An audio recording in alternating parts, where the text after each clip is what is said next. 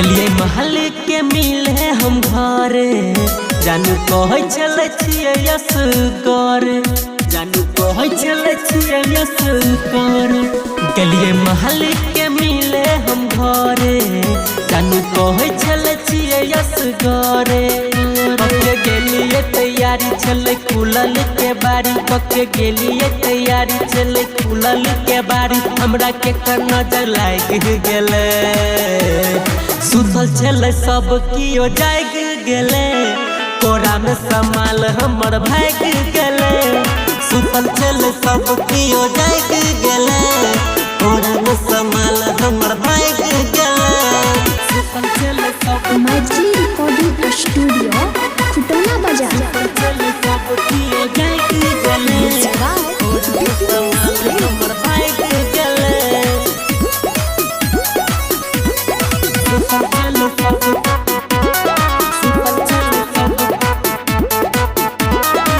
भाग्य हम गलिए रे खड़की छरप के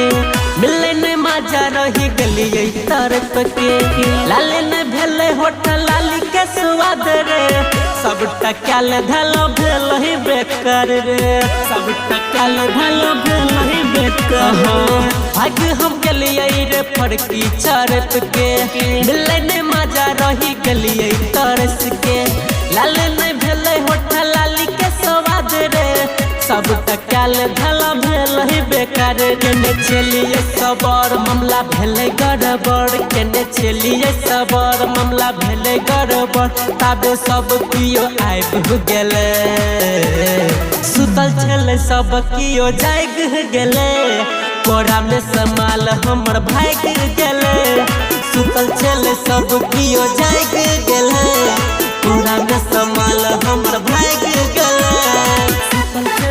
माजी रिकॉर्डिंग स्टूडियो खुटौना बाजार सब कियो जाग गेले हमर भाग गेले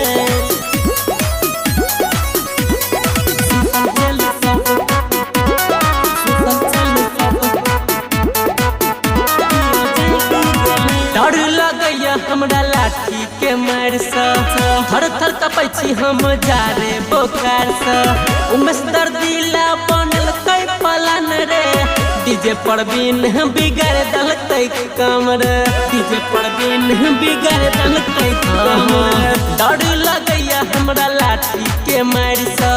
थर थर कपै छी हम जारे बोकार से उमेश दर्दिला बनल कई पलान रे